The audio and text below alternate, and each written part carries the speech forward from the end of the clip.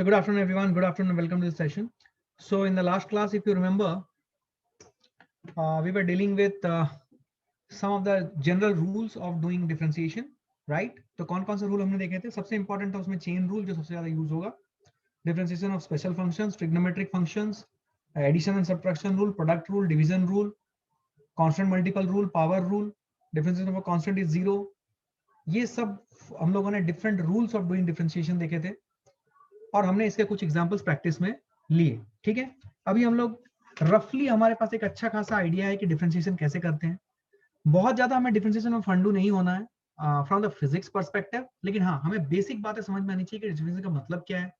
तो मैं आपको मतलब भी समझा चुका हूँ और फिर मैंने थोड़ी सी प्रैक्टिस भी आपको कराई है कि कैसे डिफरेंशिएशन किया जाता है। ठीक है, कैसे अलग अलग फंक्शंस का अलग अलग रूल्स लगा के डिफरेंशिएशन किया जाता है, वो मैंने आपको बताया।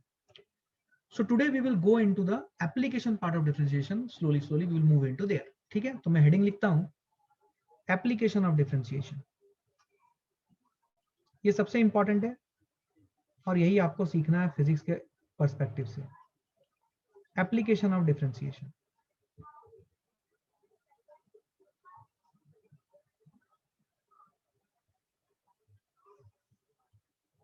So we need to learn this very well.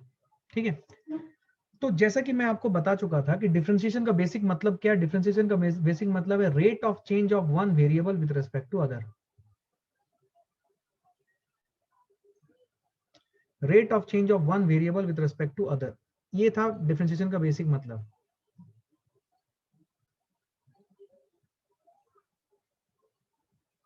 Rate of change of one variable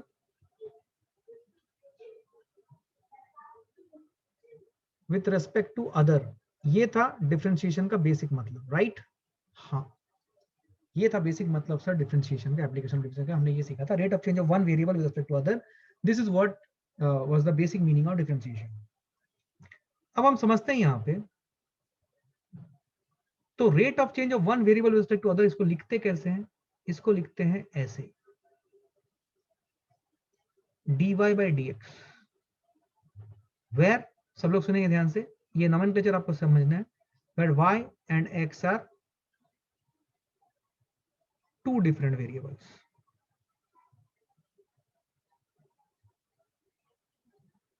feel करना, मैं कोशिश करूंगा सब चीजें आपको समझाने की। Let me see how much successful I am there, right? But I will try my level best. dy by dx is where y and x are two different variable. तो rate of change of one variable with respect to other को हम represent कैसे करते हैं? This is the denotion या representation. Denotion ये है dy by dx. जब भी मैं dy by dx बोलूं तो आपको समझ में आना चाहिए it is rate of change of one variable with respect to other. y and x are two different variables. अब यहां पे मैं आपको कुछ चीज बताना चाहता हूं कि अगर हम मैथ्स की बात करें तो मैथ्स में y and x are generally lengths.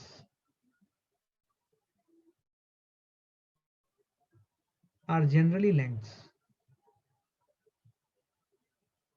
और मैथ्स में ये dy by dx को हम लोग बोलते हैं slope of the yx curve. Feel कीजिएगा, slope of the yx curve. ये इसका क्या मतलब हुआ? yx कर्व, इसका मतलब क्या हुआ? yx कर्व का मतलब क्या है? फील करें, yx कर्व का मतलब है अगर ये मेरा y कोऑर्डिनेट या y एक्सिस हुआ और ये मेरा x एक्सिस हुआ, तो y इधर y है और इधर x है, और मैं अगर यहाँ पे ग्राफ प्लॉट करूं, मैं अलग अलग टाइप के ग्राफ प्लॉट कर सकता हूँ। मैं ऐसे प्लॉट कर सकता हूँ, ऐसे प्लॉट कर सकता हूँ, ऐसे प्लॉट कर सकता हूँ, ऐसे प्लॉट कर सकता हूँ। तो all these are yx curves. समझ में आ रहा है? तो जब मैं आपको dy by dx बोल रहा हूं तो मैथ्स में dy by dx मतलब है slope of the yx curve. अगर एक एक्सिस में y हो, दूसरे एक्सिस में x हो, तो जो कर्व हम y और x एक्सिस में खींच पाए, वो कर्व जो है, उन कर्व का slope is something which dy by dx represents. समझ में आ रहा है? सो dy by dx is basically slope of the yx curve.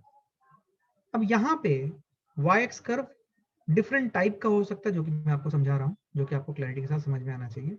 ये y x curve different type का हो सकता है, मैंने दिखाया है, ये स्ट्रेट लाइन है, ये 2 स्ट्रेट लाइन है, 3 एक कर्व है, 4 एक कर्व है, तो अलग अलग टाइप के कर्व्स हो सकते हैं। Straight line is also a curve, ठीक है, लीनियर कर्व बोलते हैं उसे। और बाकी सब curve, quadratic curve, cubic curve, कुछ भी हो सकता है, इसके बारे में हम लोग बात कर चुके हैं। यू रिमेंबर, हमने अपने basic maths tricks for physics में हम इसके बारे में बात कर चुके हैं कि हमारे पास जनरली लीनियर रिलेशनशिप होता है और नॉन लीनियर रिलेशनशिप होता है, ठीक है। क्या ये पेज सबको क्लियर है? तो डिफरेंशिएशन का मतलब होता है rate of change of one variable with respect to other. इसका डेनोशन या रिप्रेजेंटेशन होता है dy by dx से, where y and x are different variables, ठीक है। उसके बाद मैथ्स में y and x generally lengths होते हैं, सो dy by dx यहाँ पे slope of the yx curve represent करता है, ठीक है। तो yx कर्व क्या होता है? ये y एक्सिस है, ये x एक्सिस है। हम यहाँ पे अलग अलग टाइप के कर्व या रिलेशनशिप ड्रॉ कर सकते हैं y एंड x के बीच में। तो this is what we are getting. क्या क्लैरिटी है ये? अब आप यहाँ पे ध्यान से सुनिए, मैं नेक्स्ट पेज पे जा रहा हूँ, फील करना। ये पेज सबको क्लियर है, राइट? क्लियर है? बढ़ रहा हूँ आगे, ध्यान सुनना। सुनना, यहां पे मैं कुछ लिख रहा हूं। इफ रिलेशन बिटवीन, सुनना ध्यान से, y and x is linear, then graphically it is a what? Straight line. अगर y और x का रिलेशनशिप लीनियर हो तो graphically it is a straight line. तो ग्राफिकली अगर ये एक स्ट्रेट लाइन है, फील करना, तो अगर मैं इसका ग्राफ खींचूं तो इसका ग्राफ इधर ऐसा होगा, या ऐसा होगा, या ऐसा होगा, या ऐसा होगा, अलग अलग टाइप से होगा, ठीक है ना। ऐसे इसी टाइप के ग्राफ होंगे, means they will be straight lines. I hope all of you are able to understand what I am trying to say. अगर, सुनना ध्यान से, फिर से मैं बोल रहा हूं, अगर x और y के बीच का रिलेशनशिप लीनियर है तो ग्राफिकली ये एक स्ट्रेट लाइन है। अब समझने वाली चीज जो मैं बता रहा हूं, सुनो ध्यान से। जब it is a straight line, सुनना ध्यान से, स्ट्रेट लाइन की स्लोप जो होती है, ये आप ऑलरेडी जानते हो। एक तरीका है y2 minus y1 by x2 minus x1। अगर आपको 2 points on the straight line के कोऑर्डिनेट पता हो, 2 पॉइंट्स ऑन स्ट्रेट लाइन के कोऑर्डिनेट्स अगर पता हो, तो आप इस तरीके से स्लोप निकालोगे। दूसरा तरीका है स्लोप निकालने का tan थीटा, जहां पे आपको एंगल ऑफ इंक्लिनेशन अगर पता हो, angle of inclination of straight line अगर पता हो, तो आप इस तरीके से स्लोप निकालते हो। अब सबसे इंपॉर्टेंट तीसरा जो तरीका है वो है dy by dx।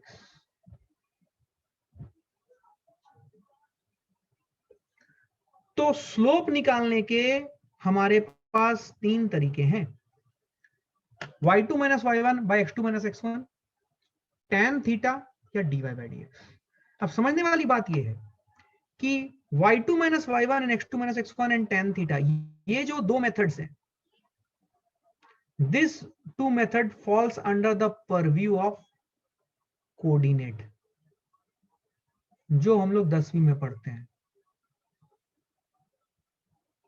And this falls under the purview of calculus, जो हम 11वीं में या 12वीं में पढ़ते हैं। फिजिक्स में 11वीं में पढ़ाया जाता है, बेसिक्स में, ताकि आप फिजिक्स कर पाओ, क्योंकि इसके बिना आप फिजिक्स नहीं कर पाओगे। क्या मैं ये यहां तक क्या मैं एबल हुआ आपको समझाने में?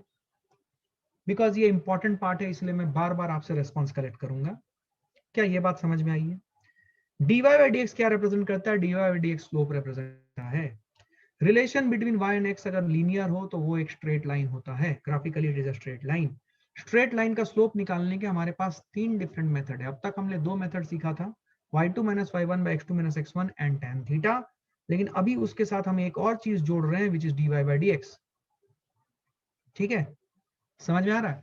Why not intercept in coordinate? Intercept in coordinate is a way of writing the equation of a straight line. But generally आप स्लोप निकालते हो इन्हीं दो मेथड से। मैं उस पर भी जाऊंगा, वो मैंने ऑलरेडी बताया हुआ basic maths tricks in physics में कि इंटरसेप्ट मेथड जो है that is a good method for plotting a graph. Within no time you'll be able to plot the graph if you know the intercept method of straight line. Are you understanding it? मैं समझाऊंगा, चलो चिंता मत करो, मैं वो भी बता दूंगा एक बार फिर से, ठीक है? चिंता मत करो, ये सब चीजें थोड़ी बहुत अभी रिवीजन में आएंगी, बिकॉज बच्चों को ये सब क्लैरिटी नहीं होती तो फिजिक्स नहीं कर पाएंगे। अच्छा ठीक है, ये बात समझ में आएगी। y2 - y1 x2 - y1 tan theta dy/dx calculus सब समझ में आया, बहुत बढ़िया, कोई दिक्कत नहीं है, एवरीथिंग इज गोइंग फाइन, ठीक है? तो इफ रिलेशन सुनो ध्यान से, तो अब मेरी बात सुनो ध्यान से, अब मैं क्या बोल रहा हूँ सुनना। Sir when to use coordinate and calculus, I will tell you, just hold. अब सुनना ध्यान से, सपोज मैं आपको, सुनना ध्यान से, सपोज मैं आपको एक लाइन इक्वेशन देता हूं, एक एग्जांपल दे रहा हूं, आपको फील आएगी, मजा आएगा आपको। एग्जांपल देखो, एग्जांपल है, सपोज मैंने आपको एक लाइन का इक्वेशन दिया, y = 3x - 4, तो इसका मुझे स्लोप निकालना है। तो अगर मैं कोऑर्डिनेट का मेथड से सोचता हूं, एक स्ट्रेट लाइन, सबसे पहले y = 3x + 4, सबसे पहले देखो सभी वेरिएबल की डिग्रीज 1 है, इसका मतलब ये लीनियर रिलेशनशिप है। लीनियर रिलेशनशिप मतलब ग्राफिकली अगर मैं देखूंगा तो ग्राफिकली ये एक स्ट्रेट लाइन है, मतलब अगर मैं yx का कर्व ड्रॉ करूंगा इसका, तो एक स्ट्रेट लाइन आएगा। क्या मेरी बात समझ में आई है? स्ट्रेट लाइन है तो कोऑर्डिनेट्स से ये जो इक्वेशन है इसको मैं y = mx ± c फॉर्मेट से कंपेयर करूंगा। तो on comparing what I will get m as +3, ये मेरा स्लोप आ रहा है, m as +3, ठीक है? तो +3 मेरा स्लोप आ रहा है, समझ में आ रही बात? +3 मेरा स्लोप आ रहा है। अभी ये ग्राफ कैसा दिखेगा? कोऑर्डिनेट के हिसाब से मैंने स्लोप निकाल लिया, ये ग्राफ का प्लॉट अगर निकालना है, आप में से सब लोग होनहार है, मैंने आपको कुछ सिखाया था, इसका प्लॉट कैसा होगा, ग्राफ कैसा दिखेगा बेसिकली, अगर मैं y कर्व में खींचना चाहता हूं, उसके लिए मैंने कुछ सिखाया था। क्या सिखाया था तुम लोग बोलोगे? मैंने बोला था कि इस इक्वेशन को इंटरसेप्ट फॉर्म में चेंज कर लो, खटा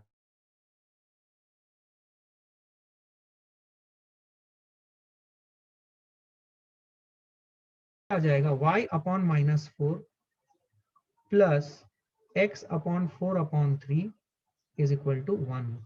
तो x कोऑर्डिनेट है 4/3 और y कोऑर्डिनेट है, सुनने ध्यान से, y कोऑर्डिनेट है -4। तो आपका जो ग्राफ होगा, ये ग्राफ होगा ऐसा। I hope everybody is understanding what I am trying to से।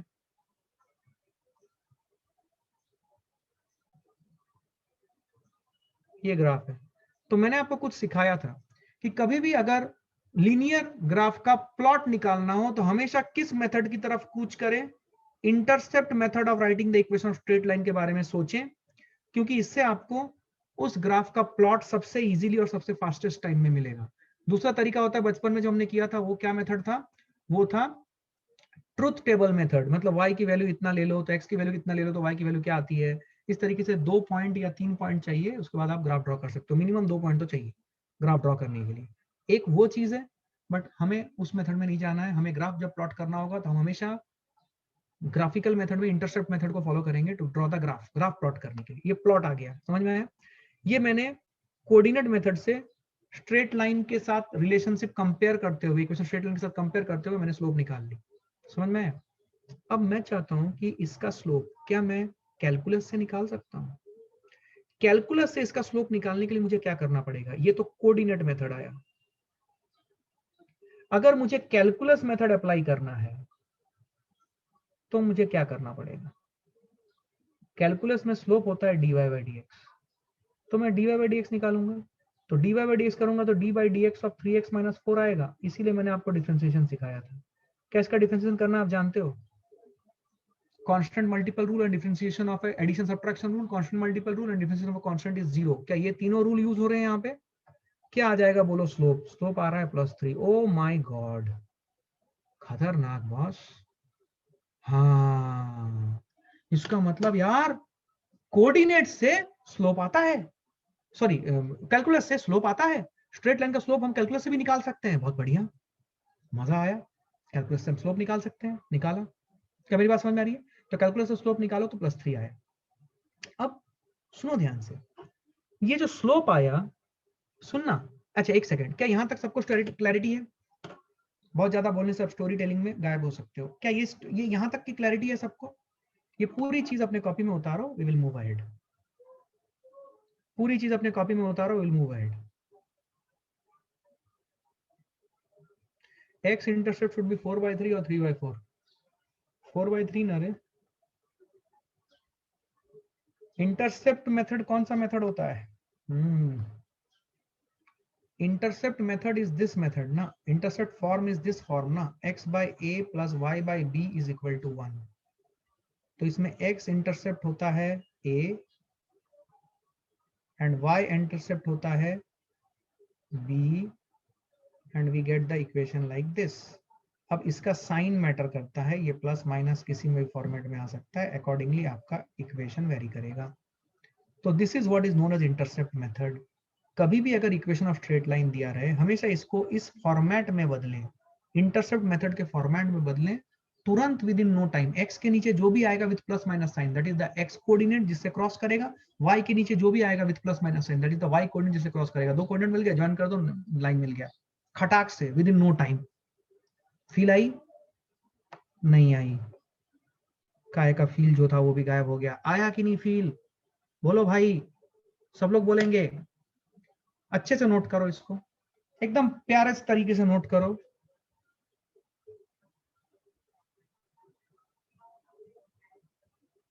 Done? Is it done? Done क्या? डन। ओके ओके, आ जाओ। अब देखो, ये एग्जाम्पल को ही मैं कंटिन्यू कर रहा हूं। एग्जाम्पल मेरा था क्या? y = 3x - 4। सुने ध्यान से, y = 3x - 4। तो मैंने जब इसका dy/dx निकाला तो आई गॉट +3। अब ध्यान से देखो, can I say that dy/dx is constant? dy/dx is constant मतलब क्या? हर पॉइंट ऑफ द ग्राफ की स्लोप +3 है। कांस्टेंट मतलब ग्राफ का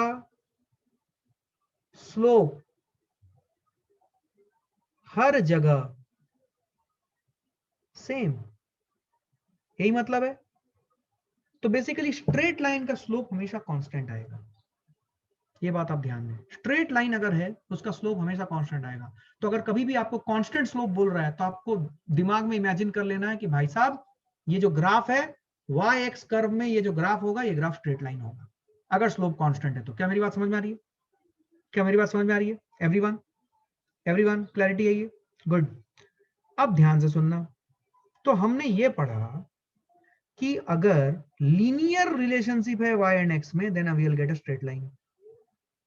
relation between y and x is linear, graphically it is a straight line. अब सुनना, इफ रिलेशनशिप बिटवीन या relation between y and x is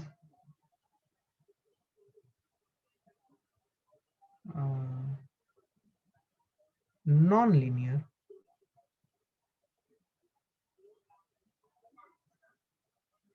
then its yx graph is a curve.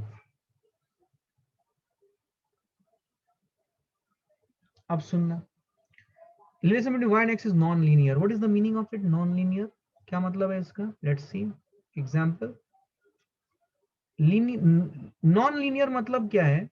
जो भी y and x का relationship होगा उसमें से इधर एक, सुने ध्यान से, हाँ, उसमें से इधर एक वेरिएबल का या दोनों वेरिएबल का डिग्री अदर देन 1 होगा। कुछ भी हो सकता है बट अदर देन 1 होगा। मान लो मैंने इसको लिखा y = x² + 4। क्या ये नॉन लीनियर रिलेशनशिप है? हाँ, क्योंकि इसकी डिग्री जो है वो 2 है, अदर देन 1 है। कुछ भी हो सकता है, पॉजिटिव, नेगेटिव, फ्रैक्शन, इंटीजर, कुछ भी हो सकता है बट अदर देन 1 होना चाहिए। क्या अदर देन 1 है? क्या ये नॉन लीनियर ग्राफ है? हाँ, ये नॉन लीनियर है। तो अगर ये नॉन लीनियर है तो एक बात तो तय है भाई साहब कि इसका जो yx प्लॉट होगा ये स्ट्रेट लाइन नहीं होगा। yx plot will be not a straight line, कुछ भी हो सकता है, स्ट्रेट लाइन तो नहीं होगा। Suppose I give y equal to x to the power -1 + 4, ये क्या है? ये भी लीनियर नहीं है, तो इसका भी जो yx प्लॉट है it's not a straight line. अब समझने वाली चीज है कि अगर हमारे पास नॉन लीनियर ग्राफ आए तो हम नॉन लीनियर ग्राफ का स्लोप कैसे निकालें?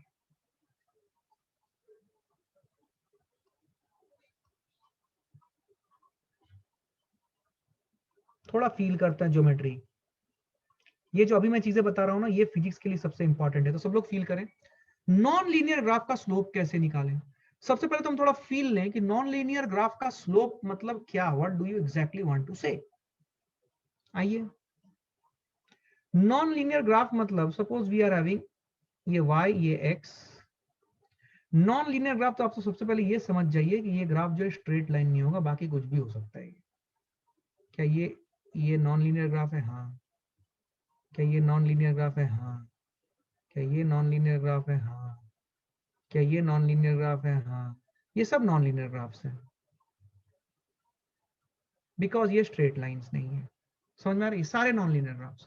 ठीक है, अब सवाल है इन नॉन लीनियर ग्राफ्स का स्लोप कैसे निकाला जाए। These are examples of non linear graphs. Non linear graphs या कर्व्स जो बोल रहे हो। अब सवाल है इनका स्लोप कैसे निकाला जाए। जो मैंने क्वेश्चन निकाला, नॉन लीनियर ग्राफ का स्लोप कैसे निकालना, थोड़ा सा इसको स्टडी करते हैं। जैसे मान लो मैंने ये ग्राफ स्टडी किया, इसको मैंने सेपरेटली इसलिए बनाया है यहाँ पे बाहर में, समझे इस चीज को। सपोज मैं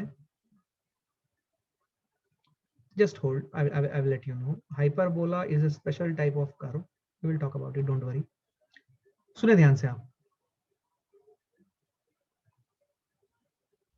ये जो थर्ड मैंने लिखा है, third one is a non linear graph. Non linear graph में ध्यान से देखो, नॉन लीनियर ग्राफ में मैं यहां पे अगर स्लोप निकालूं, ये ऐसा होगा। यहां पे अगर स्लोप निकालूं, ये ऐसा होगा।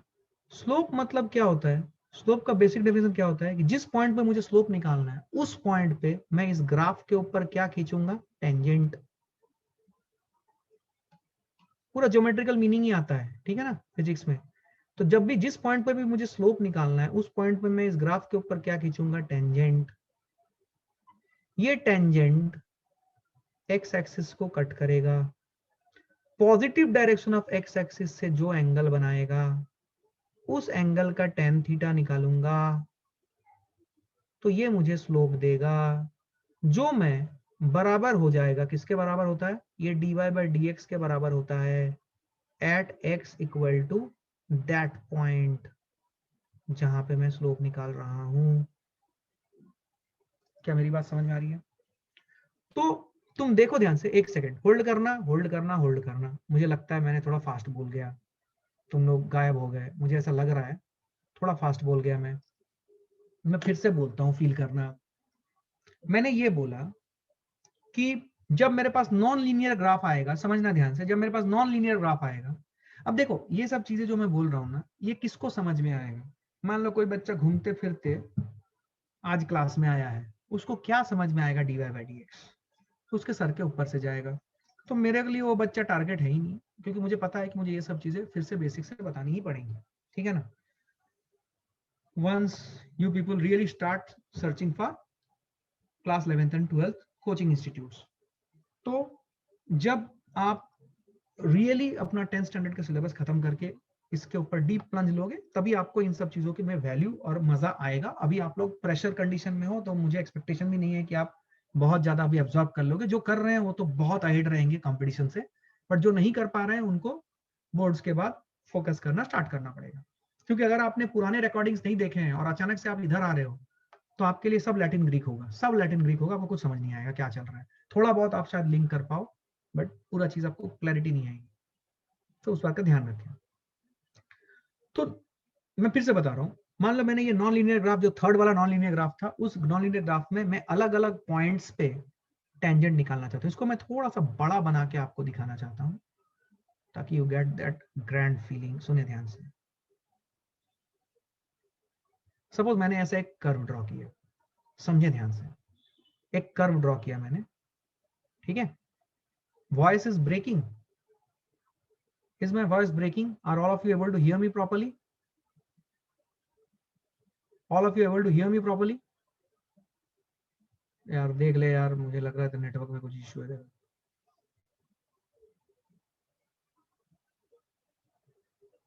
ठीक है, ये y एक्सिस है, ये x एक्सिस है, फील करें।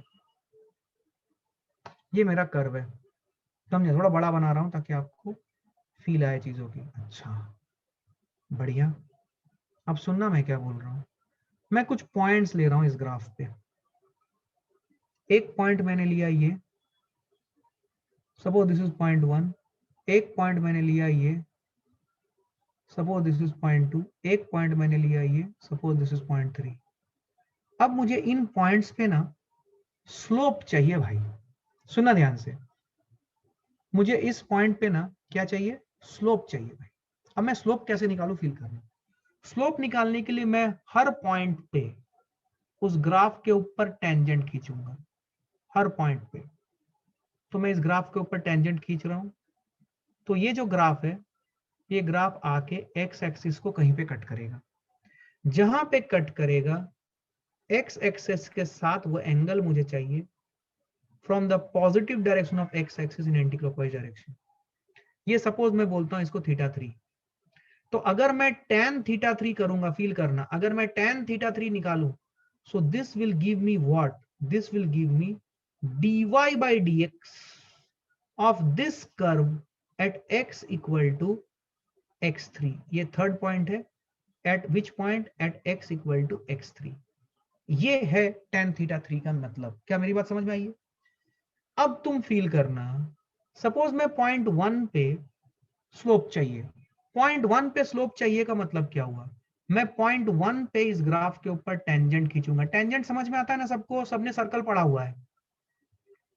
अगर कोई ऐसा है जिसको टेंजेंट नहीं आता है, टेंजेंट का मतलब, तो फिर उसका 10 स्टैंडर्ड खतरे में है। सब सबको आता है टेंजेंट का मतलब? आना ही चाहिए। आता है क्या सर? बिल्कुल आता है, क्यों नहीं आएगा? इतना पढ़े हैं हम लोग, आना ही चाहिए। हाँ या ना? Yes sir. अब सुने ध्यान से आप। अब ये वाला जो एंगल है, फील करें, ये वाला जो एंगल है, ये एंगल है θ1। तो समझे, अगर मैं tan θ1 करूं, तो ये मुझे क्या देगा दोस्त? ये मुझे देगा dy by dx, that is slope of this curve at x equal to what? At x equal to x1। क्या फील आई? देख बॉस, पूरा फील आना चाहिए अभी एकदम मस्त तरीके से। बोल समझ में आया कि नहीं? क्या समझ में आया?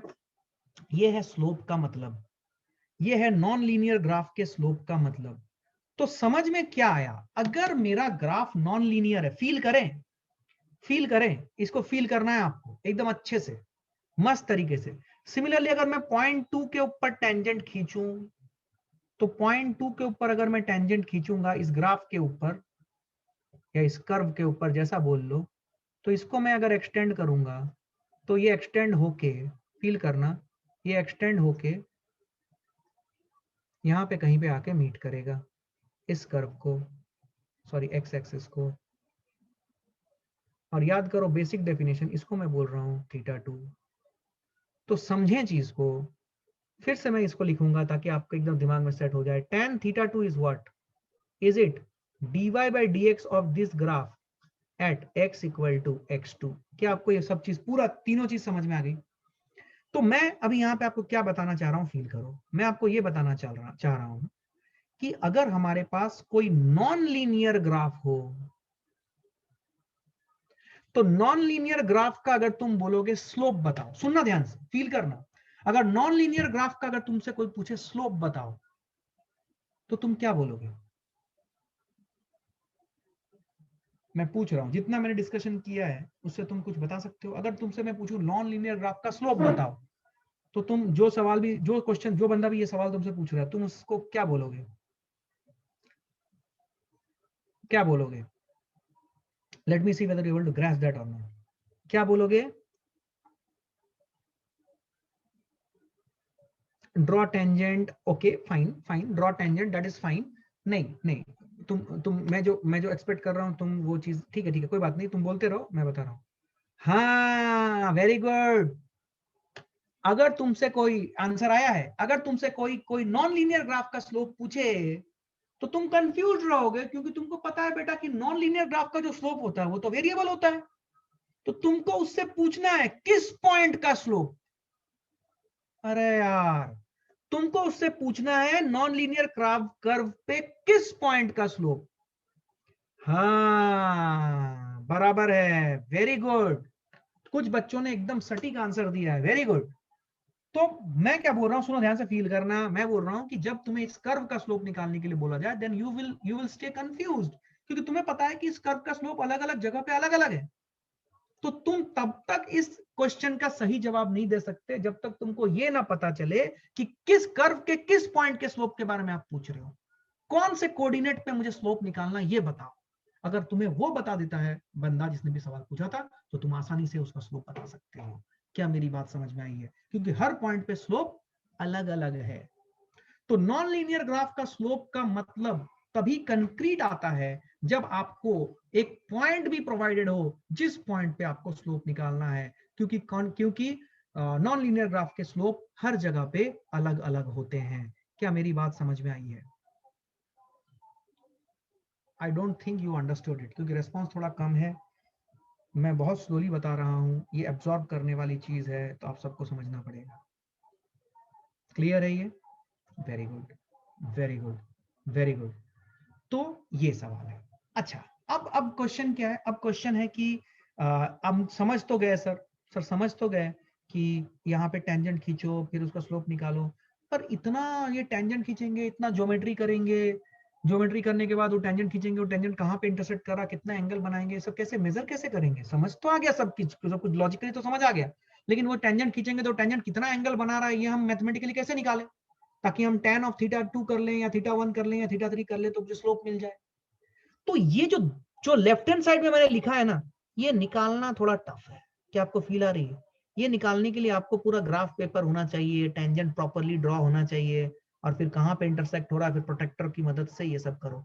तो tan थीटा 3 के हिसाब से या tan थीटा निकालना इज अ टफ टास्क। मैं यहाँ पे लिखता हूं tan थीटा निकालना इज कंबरसम। कंबरसम समझते हो? लेंदी। ऐसा नहीं कि टफ है, कंबरसम है, लेंदी है। एक सवाल में एक स्लोप निकालते निकालते ही आपका आधा घंटा बीत गया, क्या फायदा? तो अगर tan थीटा निकालना कंबरसम है तो क्या इजी है? dy बाई dx निकालना इजी है। क्या मेरी बात समझ आ रही है? क्या आपको फील आ रहा है? मैं आपको धीरे धीरे ये बताने की कोशिश कर रहा हूं कि भाई साहब, कोऑर्डिनेट से लाख सुपीरियर है कैलकुलस। ये बताने की कोशिश कर रहा हूं मैं धीरे धीरे आपको। तो dy by dx tan theta निकालना कंबरसम है, ऐसा नहीं कि हम निकाल नहीं सकते, बट इट इज कंबरसम। वहां पे टेंजेंट खींचो, फिर वो कहां पे हिट कर रहा है, फिर प्रोटेक्टर से या वो आप इससे क्या बोलते हैं प्रोटेक्टर से, हाँ प्रोटेक्टर से वो एंगल मेजर करो। हाँ, तो tan थीटा निकालना कंबरसम है, बट dy बाई dx निकालना इजी है। बट dy बाई dx के साथ साथ मुझे उस कोऑर्डिनेट की वैल्यू भी चाहिए जहां पे मुझे स्लोप निकालनी है। अदरवाइज मैं dy बाई dx से कुछ भी खास बता नहीं पाऊंगा। क्यों नहीं बता पाऊंगा? Let me explain. क्या ये पेज समझ में आया? डी tan थीटा निकालना कंबरसम है, बट dy बाई dx निकालना इजी है। बट dy बाई dx, सिर्फ dy बाई dx मुझे कोई इंफॉर्मेशन नहीं देगा जब तक मुझे x की वैल्यू नहीं पता है, x1 है या x2 है या x3 है। क्या मेरी बात समझ में आ रही है? तो मुझे ये चीज पता है। अब सुनना, ये सब लोग नोट करो। डिस्कशन बहुत मजेदार हो रहा है। I am pretty much sure कि आपको इंटरेस्ट आ रहा है। आ रहा है क्या interest? It is really very good thing. और ये क्या है ना, थोड़ा अगर जिसका भी थोड़ा मैथमेटिकल बेंट ऑफ माइंड है उसको ये सब चीजें समझ में आ जाएंगी, और उसके बाद आपका फिजिक्स एकदम आसान रहेगा, हलवा रहेगा, केक केक वॉक। समझ में आ रहा है? केक वॉक रहेगा। तो ये आपको समझ आनी चाहिए अच्छे से। क्लियर है? बहुत बढ़िया। अब आ जाओ, बढ़ो आगे। सबने लिख लिया? बढ़ो आगे, एक एग्जांपल देखो। Suppose I give you an equation y is equal to 5x square plus 4. ये इक्वेशन मैंने दिया, ठीक है, ये इक्वेशन मैंने दिया। अब मैं आपको बोल रहा हूं कि इसका स्लोप निकालो। अब सुनो ध्यान से, स्लोप निकालो बोला तो सवाल भी मैंने ऐसे ही पूछा है, तो आपने भी बोला कि ठीक है चलो देखते हैं क्या बोल रहा हूँ। dy/dx किया मैंने, सो dy/dx किया तो मैंने इसकी वैल्यू आ गई 10x। मैं डायरेक्टली कर रहा हूँ ये। आई होप एवरीबॉडी अंडरस्टूड दिस। इसको अगर आप dy/dx करके करोगे, आपको पता है ये कैसे करते हैं, यू नो इट, मैंने सिखाया आपको, कल तक हम यही कर रहे थे। तो this is like dy/dx of 5x square plus dy/dx of 4। Constant का डिफरेंशिएशन 0 आता है, dy/dx ऑफ 5x स्क्वायर आ जाएगा 10x। तो इसलिए मैंने 10x डायरेक्ट लिख दिया। आई hope everybody understood it, right? ये समझ में आया कैसे हुआ, ठीक है? तो dy/dx 10x आया। अब प्रॉब्लम ये आ रही कि बेटा dy/dx जो है, dy/dx is not constant, it's a function of x, it's a function of x। अच्छा, इसका मतलब dy/dx की अगर मुझे वैल्यू निकालनी है, हाँ इट्स अ वेरिएबल, तो dy/dx की अगर मुझे वैल्यू निकालनी है तो मुझे बताना पड़ेगा कि x के किस वैल्यू पे आपको dy/dx निकालनी है, तभी मुझे स्लोप मिलेगा प्रॉपरली। नाउ ऐसा जैसे ही आया तुम बोलेगा अरे यार इसको तो वेरिएबल आ रहा है, वेरिएबल आ रहा है, अच्छा एक काम करो, तो तुम स्लोप निकालो। मॉडिफाई किया पूछने वाले ने, स्लोप निकालो at x equal to 2। x equal to 2 निकालने के लिए बोला तो तुम तुरंत निकाल दिया, dy/dx at x equal to 2 is equal to 10 into 2 that is 20 slope आया। अच्छा, फिर तुमसे बोला एक काम कर, dy/dx at x equal to 3 निकाल दो, x इक्वल टू 3 निकाला, 10 इंटू 3 इक्वल टू 30। क्या तुम्हें दिख रहा है कि slope at different points of the curve, slope at different points of the curve are different? क्या बात समझ में आई? तो अगर नॉन लीनियर है तो ये होगा, और उल्टा भी सही है। अगर आपको किसी भी दो पॉइंट पे स्लोप बोल दिया जाए कि अलग अलग आ रहा है, तो आप समझ जाइए कि नॉन लीनियर कर्व है। मतलब उन दोनों पॉइंट को ज्वाइन करने वाली मतलब आप जिससे भी ज्वाइन करोगे उनको, वो स्ट्रेट लाइन मत बनाना कभी भी, क्योंकि अगर स्ट्रेट लाइन होता तो स्लोप हर पॉइंट पे सेम होता। मतलब सपोज मेरे पास एक पॉइंट है ये और दूसरा पॉइंट है ये, इन दोनों पॉइंट को ज्वाइन करने वाली कर्व कैसी है? क्या वो स्ट्रेट लाइन है? क्या वो ऐसी है? क्या वो ऐसी है? कैसी है वो? ये जानने के लिए हमें क्या करना पड़ेगा, हमें दोनों पॉइंट पे स्लोप निकालना पड़ेगा। अगर दोनों पॉइंट पे स्लोप सेम है, समझे बात को, अगर दोनों पॉइंट पे स्लोप सेम है या और मिडिल पॉइंट पर, मतलब इनके बीच में हर पॉइंट पे स्लोप सेम है, स्लोप कांस्टेंट है, तभी वो स्ट्रेट लाइन होगा, अदरवाइज वो स्ट्रेट लाइन नहीं होगा, वो कर्व होगा। क्या बात समझ में आ रही है? I hope you understood this. तो स्लोप जो है, नॉन लीनियर ग्राफ का स्लोप जो है, ये स्लोप कोऑर्डिनेट से नहीं आ सकता। कोऑर्डिनेट से अगर आप निकालने जाओगे तो कम्बरसम प्रोसेस है, tan थीटा निकालना पड़ेगा, टेंजेंट खींचना पड़ेगा, कम्बरसम प्रोसेस है। तो बेसिक मेथड आपका है dy/dx, ठीक है? तो यहां से अपने को क्या समझ में आया? अपने को ये समझ में आया कि स्लोप निकालने के, मैं फिर से लिखता हूं, slope is equal to tan theta is also equal to y2 minus y1 by x2 minus x1 is also equal to dy/dx। लेकिन मैं ये बोलना चाहता हूं आपको कि आप ये समझ लें कि this is the most powerful method of finding slope, as it has ability to give slope for linear as well as क्या, नॉन लीनियर कर्व्स। क्या मेरी बात समझ आई है?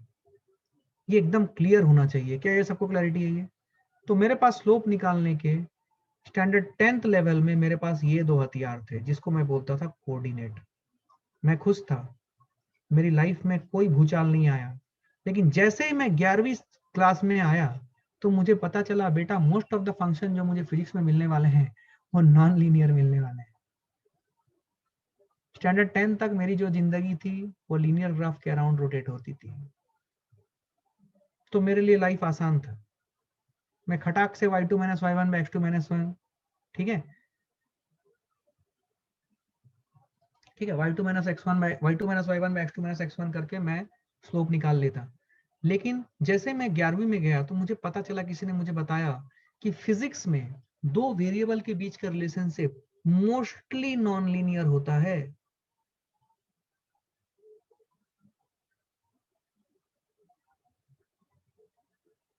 तो जैसे ही उसने मुझे ये बोला, फिर मेरे दिमाग में आया कि बेटा आप तो स्लोप कैसे निकालूं, नॉन लीनियर ग्राफ का स्लोप निकालना तो मुझे सिखाया ही नहीं गया है। मुझे dy बाई डी मुझे जो स्लोप निकालना सिखाया गया है, मुझे y2 minus y1 by x2 minus x1 करके निकाल के सिखाया गया है स्लोप। और स्लोप मतलब क्या, स्लोप किसी भी पॉइंट का क्या होता है, उस पॉइंट पे ड्रॉ किया गया टेंजेंट, ठीक है। अब किसी ने बोला कि यार y2 minus y1 by x2 minus x1 से स्लोप क्यों नहीं आ सकता है। Let's try to see, feel करना, ये चीज थोड़ा सा अच्छा बता रहा हूं मैं, है ना, समझना और समझते हुए, खुद को समझते हुए कन्विंस करते हुए आगे बढ़ना है। मान लो मेरे पास, सुने ध्यान से, मान लो मेरे पास एक ऐसा कर्व है और इस कर्व के मेरे पास दो पॉइंट्स हैं। इस कर्व पे एक पॉइंट है x1, y1 और दूसरा पॉइंट है x2, y2। किसी ने मुझे बोला भैया इसका स्लोप, सुने ध्यान से, इसका स्लोप मैं y2 minus y1 divided by x2 minus x1 से क्यों नहीं निकाल सकता।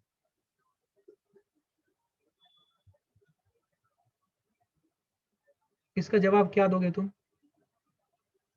क्यों नहीं निकाल सकता इसका स्लोप, बोलो। क्योंकि जब मैं y2 minus y1 by x2 minus x1 करूंगा, मुझे बेसिक कोऑर्डिनेट आता है, मैंने उसको समझाया, क्योंकि मुझे कोऑर्डिनेट आता था स्टैंडर्ड 10th लेवल में। मैंने उसको बताया देख बेटा ये x1 है, ये y1 है, ये x2 है, ये y2 है। तो अगर मैं y2 minus y1 by x2 minus x1 करता हूं तो मुझे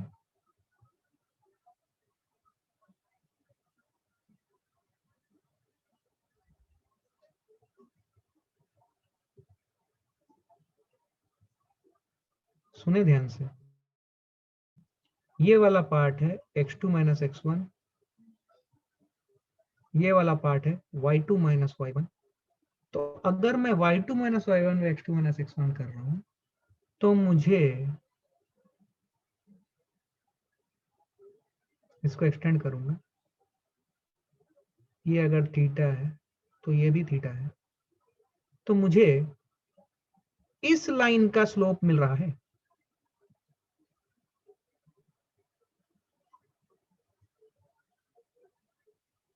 but I am not getting the slope of this curve. इस लाइन का स्लोप और इस कर्व का slope are entirely two different things.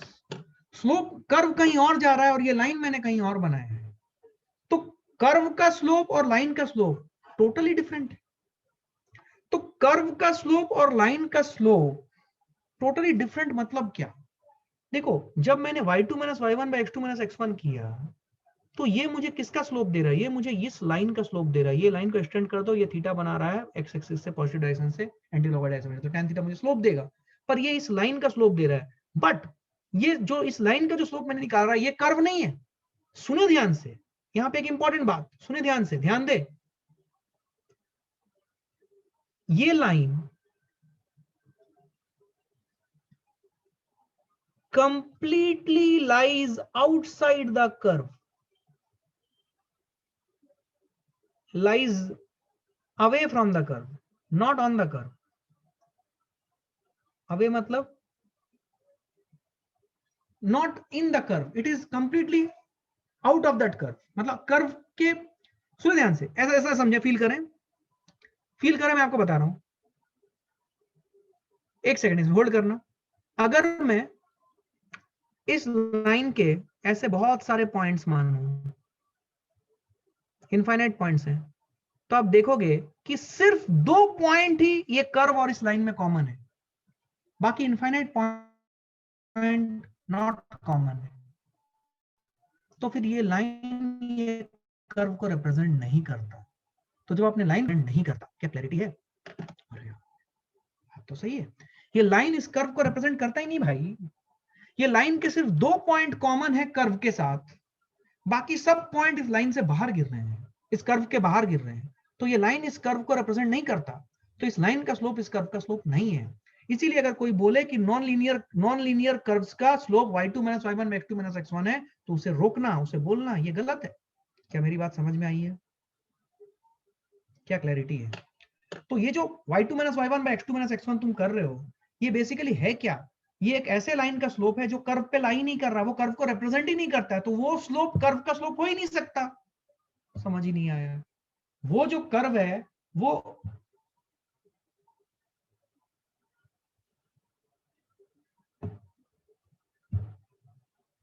Yes और नो?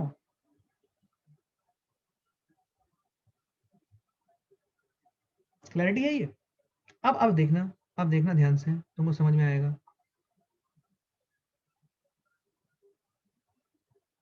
अगर मैं एक स्ट्रेट लाइन लूं, फील करना, ये थोड़ा सा इतना बेसिक है कि इसको समझाने में दिक्कत होती है कभी कभी, लेकिन फिर भी आई विल ट्राई। सुनना ध्यान से। सपोज ऑन द कॉन्ट्ररी मैंने एक लीनियर स्ट्रेट लाइन लिया था, फील करना, मैंने एक स्ट्रेट लाइन लिया। जब मैंने स्ट्रेट लाइन लिया, तो स्ट्रेट लाइन में सुनना ध्यान से, 2 पॉइंट लिए मैंने, x1 y1 and x2 y2। अब ध्यान से सुनना, अब इनको ज्वाइन करने वाली जो लाइन है, इसको मैं इस कलर से दिखा रहा हूं।